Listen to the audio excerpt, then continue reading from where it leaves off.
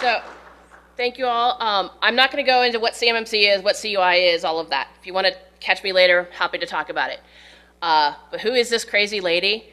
I have more than 25 years in cybersecurity. I started as a pen tester for Foundstone, if anybody remembers that. It's now McAfee. I am a lead CMMC certified assessor. I was one of the first batch that was approved in December of 2024. My official title, Team Lead Policy and Compliance Coordinator for all information security at Carnegie Mellon. So I deal with all of it, PCI, GLBA, HIPAA, CMMC, all of it. I'm on the leadership team for Regulated Research Community of Practice. In my copious spare time, I'm a Girl Scout leader and cookie wrangler, so my life is Girl Scout cookies from mid-February through the end of March. I swim, and I'm married, and I have a teenager who just started high school. That's scary. CMMC is hard. I'm not gonna like sugarcoat it. CMMC is not easy. But when you go into the industry, everybody's like, well, SP 800-171 is like basic security, right? Everybody should be doing this. Well, it kind of is basic security, but not the way the DoD wants us to do it. What makes CMMC hard, the documentation requirements and the scoping. And if you're under NIH 800-171, the scoping is different from CMMC, so that's just something to keep in mind. And one thing to note, CMMC is just the verification process that you have implemented NIST SP 800-171. CMMC is not all the rules, all the controls, even though everybody talks like it is. CMMC is just that verification process. That's why when the DoD published the rule, it didn't estimate how much it costs to implement this stuff, because you're supposed to have already done that. They're just checking your work. First thing you should do when you're looking at CMMC is, where is your data flowing? How is it coming into your organization? How is it going through your organization? How is it going out of your organization? How is it shared with other organizations? Can you reduce the number of people and systems and networks that have to deal with the CUI and still get your work done? A real common way to implement 800-171 is an enclave in Microsoft GCC High. If you're dealing with robots, last time I checked, robots really couldn't be in the cloud. So you still have to get your work done. You still have to get your research done. And people are your own worst enemies. They will find a way around it. They will go do it however they're going to get the work done. CMMC scoping is invasive. So if you've ever dealt with PCI scoping, anything on the same network segment is in scope in some way, shape, or form when you're talking about CMMC. If a system connects to a system that stores, processes, and transmits CUI, it's in scope for CMMC. So there's like one basically firewall barrier, and that's if you're using a virtual desktop interface. The DoD has come out and said, hey, as long as it's keyboard, video, and mouse only, anything that connects to that VDI is out of scope. That's kind of the only freebie we've gotten. That's how they do it for their classified environments, so it's a good thing. Scoping under CMMC, CUI assets. These systems store, process, or transmit CUI. The definition of processing CUI also includes displaying CUI. So even if your endpoint is connected to a browser and the data is just in the browser, you're still getting a local cache, you are still processing CUI. Again, the only caveat to that is the virtual desktop. Configured properly. You have to show an assessment you configure it properly. Security protection assets. These are the things that protect your CUI assets. A kind of good rule of thumb is if you mention it in your system security plan, it's probably a security protection asset. Not 100%, but probably. These are things like your MFA solution, your identity management system, intrusion detection system, SIMs, all of that. Those are all security protection assets. These two assets is where 800-171 stops. That's it. You have CUI assets and security protection assets. CMMC brings in what we call contractor risk managed assets. These systems are not supposed to store, process, or transmit CUI, but they could. So if they're on the same network segment, they could, because they can see network traffic. has to be logically or physically separated from the CUI assets. Contractor risk managed assets, you still have to meet all the same requirements for the CUI assets.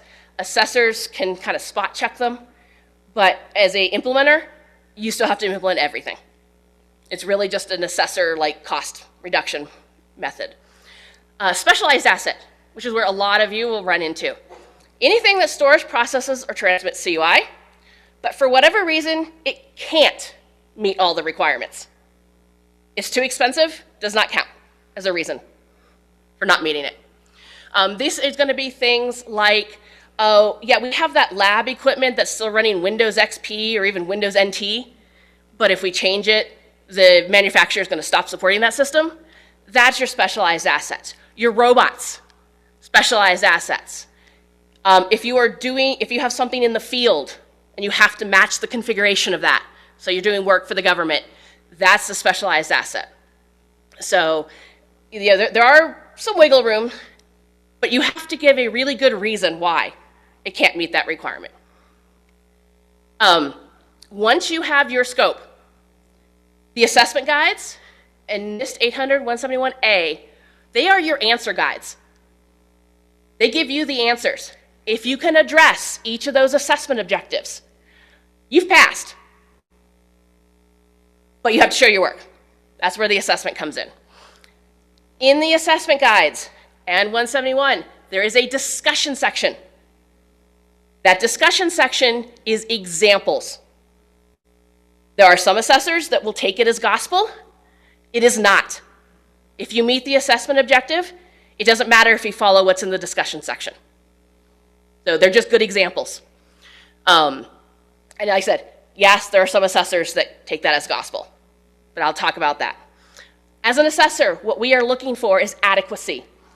Can you show me evidence that you have met this assessment objective?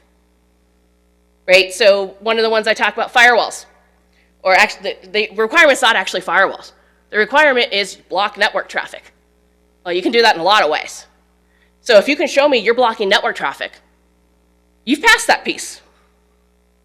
And we're also looking for sufficiency. In fact, like if you ever take a CCA class or exam, almost every single question is about what is adequate and what is sufficient. Sufficiency is, did you show it for everything that's in scope? So for example, if you've got Windows, Mac, and Linux systems in your environment, can you show me that there's antivirus on all of those? So that's kind of that sufficiency, the broadness. You are probably already doing a lot of these controls, at least at the technical level. You're probably already requiring unique logins, resetting passwords. You might be doing log collection. That kind of varies. You might be doing network segmentation and boundary protection. You might be doing screensavers and timeouts. Probably doing multi-factor authentication at this point. You're probably encrypting your data in transit. Might not be FIPS encrypted, but it's probably encrypted in some way, shape, or form. You probably are doing some kind of background screening. Even if it's as simple as running names through Teradata or some of the other systems that are basically looking for foreign influence. That's background screening. A lot of staff would go through background checks. And you might have locked areas. This kind of varies depending on the university. For example, at Carnegie Mellon, the building that our data center is in is wide open to anybody who wants to walk into the building. So, yeah, you might have locked areas. You're not going to get to the data center, though, just the building. Make sure that all the processes that are probably already happening are documented and followed. This is where the documentation gets you. You are probably locking your doors. You are probably escorting visitors. You have to show an assessor that you are. So we want to see some kind of process, procedure, policy that says it's required. We're going to ask you, hey, show me the visitor log from 2 months ago. So that's kind of what you're doing, the documentation. If you don't already have that documentation, start with what you're doing already. Document it. You may not be completely compliant with 800-171, but start that documentation, take a look at it, and then see where you might need to change. In fact, I could probably guarantee that a majority of people don't have documentation on what they're doing, because that's just how engineers operate. Perfect is the enemy of the good.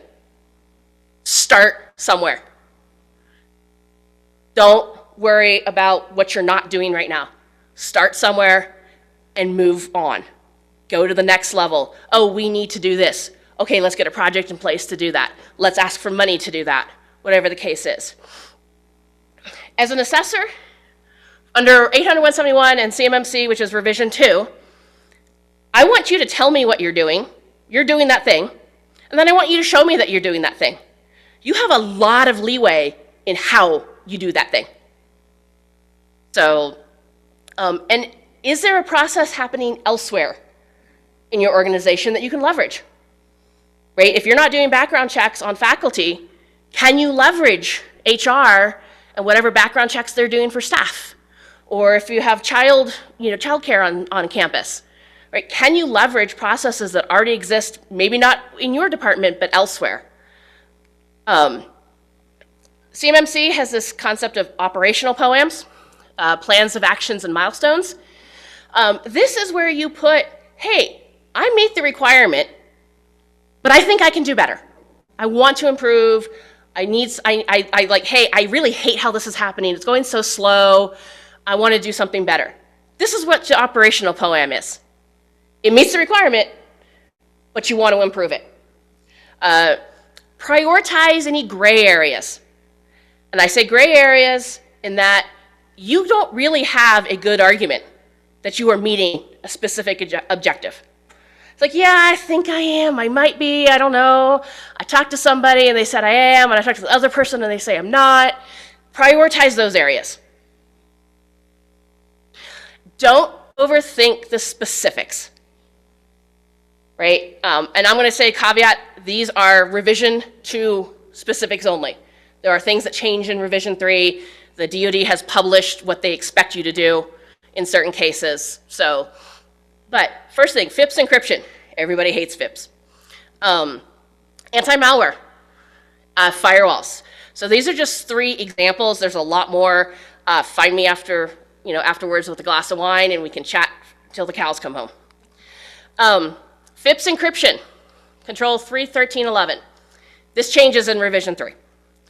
The requirement is employ FIPS validated cryptography when used to protect the confidentiality of CUI.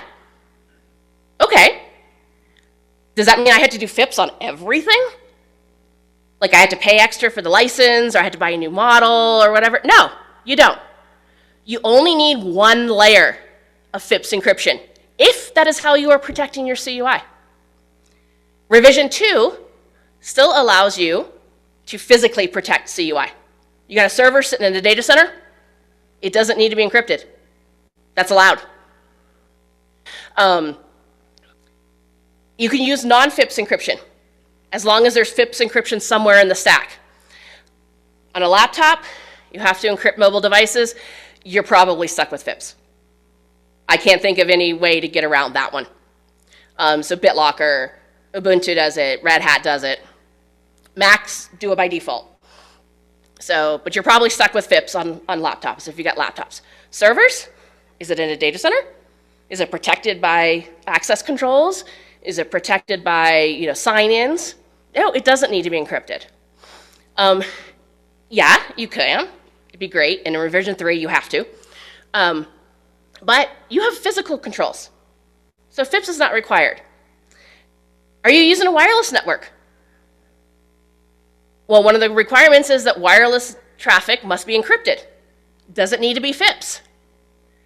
If you can show an assessor that every single bit of traffic that contains CUI going over that network wireless connection is already encrypted with FIPS in some other way, like say a VPN or a TLS or something like that, no, the wireless does not need to be FIPS. It needs to be encrypted, but it does not need to be FIPS.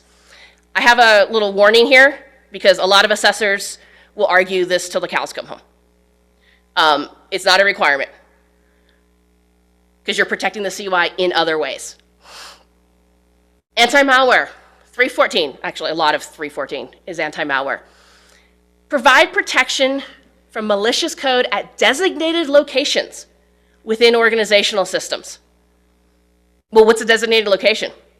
I don't know. You get to define it, right?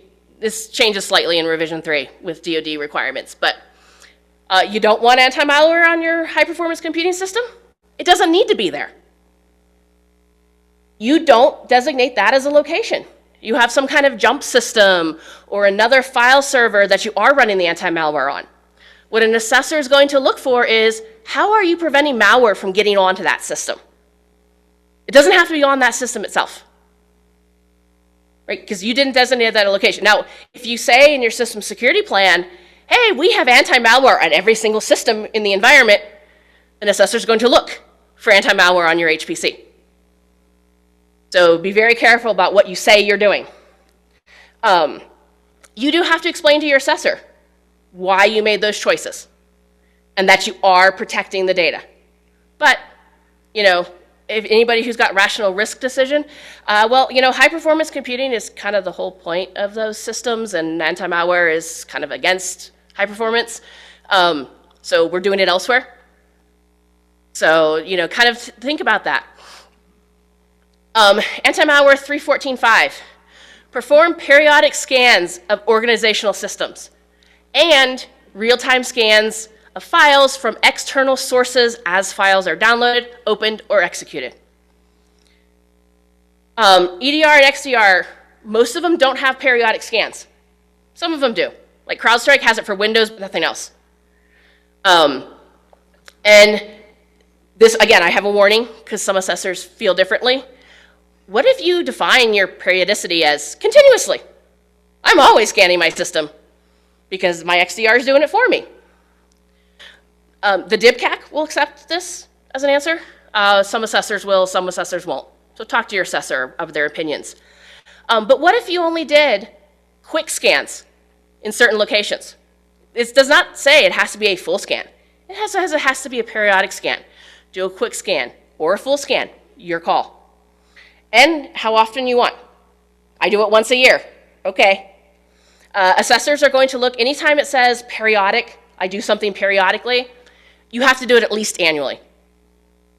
But other than that, it's like, yeah, I scan my systems. Our downtime is over the Christmas break. I'm going to scan the HPC during that downtime, right? Again, document what you do what you said. Firewalls. This is a big one because everybody assumes this is how you block network traffic. Yeah, it's great. Deny network communications traffic by default. Allow network communications by exception. Well, router ACLs can do this, right? You don't need a firewall. Firewalls are most common way of doing it, but they are not the only way. They also make your life easier for other controls if you have firewalls, because a lot of firewalls also provide intrusion detection and intrusion prevention systems. So most people will choose to go the firewall route, but it's not required. And the denial, you get to pick where your boundaries are. So where am I going to put a firewall? Where am I going to use router ACLs? Or am I going to use firewalls everywhere? Or am I going to use router ACLs everywhere? One of the other controls is you define your boundaries. How do I get my assessor on board? Like I said, there's a couple items where assessors disagree. The good thing is the Cyber AB, which manages the training and oversight of assessors, has created a committee on how to interpret all these things so that all assessors will eventually interpret them the same. It is very widely. I have done several assessments at this point, and depending on the C3PAO, some have an opinion this way, some have an opinion that way. Good thing to interview your assessors before you hire them. Ask them, how do they feel about wireless encryption? How do they feel about FIPS everywhere? How do they feel about firewalls? Right? How do they feel about periodic being continuously for anti-malware? Right? You can talk to this. There are no hard numbers on this, but anecdotally, 50% of organizations who think they are ready for an assessment go to a C3PAO and are turned away because they are just not ready. That's an anecdotal. right? Because this is not a number that gets recorded. Once you get past this kind of pre-phase where an assessor or a C3PAO takes a look at your list of evidence and says, yeah, I think they got a chance. Then we send that information to the DoD. There's a system, EMAS, the CMMC EMAS system. That is when the first official phase of CMMC starts in an assessment.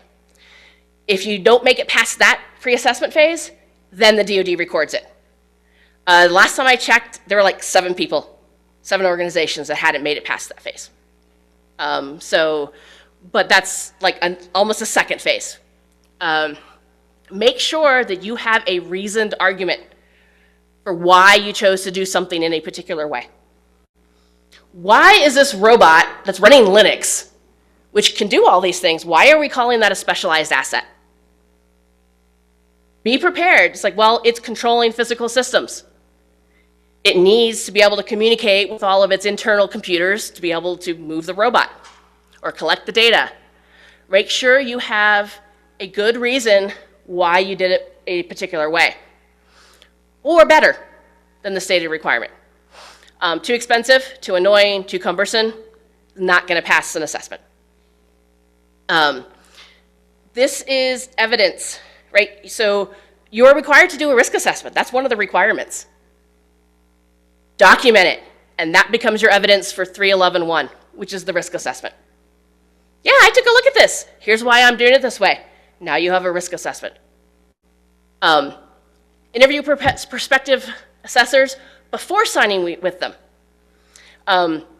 If you can talk to the lead assessor that's going to be on your project, that is the ideal. The lead assessor makes the last call. They have the final say in whether you have met or not met an objective.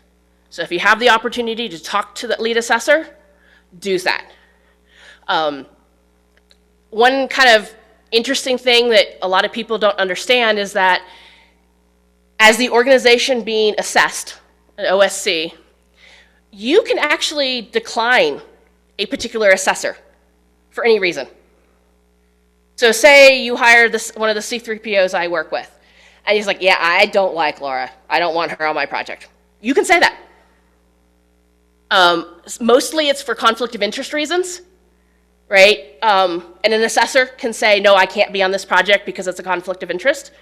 But you, as the organization being assessed, can say no to a particular assessor. Now, might take you longer to get assessed if you do that, but you do have that option. Some additional resources. This is where the slides are good. Do you want to talk to a large number of assessors and C3PAOs? Informal. Every Thursday, we have a live chat on the Discord that involves drinks. It's the CUI Center of Excellence Discord. CUI.life is a link to get you there. There's an entire forum for each 800.171 control, revision 2, revision 3, and if you have to get into CMMC level 3, for 172 controls as well. You can ask questions. I go there all the time. It's like, hey, I'm thinking this. Can you help me walk through the ramifications, or what would an assessor think if I said this? It's great, and there are a lot of assessors and a lot of organizations on it. I just warn you, a lot of not safe for work content. So be careful. At times, it can also be very high volume. So if you join, turn off your notifications, especially when a new CMMC rule comes out, or during a Cyber AB town hall, there's always a side chat going on the Discord. So do you want to get your higher ed peers' opinions? Higher ed Slack channel managed by RCOP. It's open to all higher eds, and we ask that you name yourself, your institution, your first name, last name, and your institution. It can be quite active, but you can get, I was like, hey, how's PSC doing this? How's University of Florida doing this? What did Purdue do about this? Right? You can ask, and we are all more than happy to talk about it. So, lovely, link. If you go to regulatorresearch.org, Carolyn has a real quick, fast link about it. Are there any questions?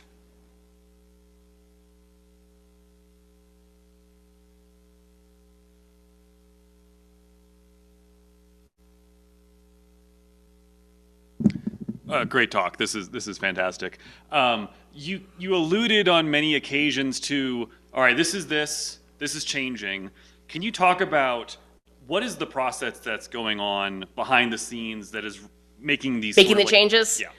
Okay, so NIST has already released 800-171 revision 3. And if you're dealing with NIH, you're on revision 3. What NIST brought into the concept of revision 3 is these organizationally defined parameters. They exist in 171 Rev 2. They're not explicitly called out, but they do exist. This is how you pick how often you do something, when you do something, what triggers exist. In revision 3, it just says, I have an organizational defined parameter. The Department of Defense has published what they want the organizational defined parameters to be for certain controls. Now, if you are starting from scratch, I suggest you look at them before you implement something, but it's not required yet, and it is not set in stone yet. Those ODPs will be part of the rulemaking that the DoD has to go through to change from revision 2 under CMMC to revision 3 under CMMC. So you will have a chance to comment on this sucks before it becomes final rule. The DoD might not change it, but if you've got a real rationed argument, they have made some changes. So for example, between the initial CMMC rule and the final CMMC rule, they became very explicit about the virtual desktops. If you're doing keyboard, video, mouse, the other system's out of scope. So they do listen to the comments, but they may or may not take them into account. Thanks. And theoretically, the Cyber AB is supposed to give us as assessors, if we come into a revision 3 environment, how we're supposed to assess it under CMMC, and it's been 6 months or so, and we still don't have that. So if you're going to the Department of Defense, don't even worry about level 3 right now, or revision 3, unless you haven't implemented something yet. And then kind of look at it, it's like, hey, this is what the DoD's thinking.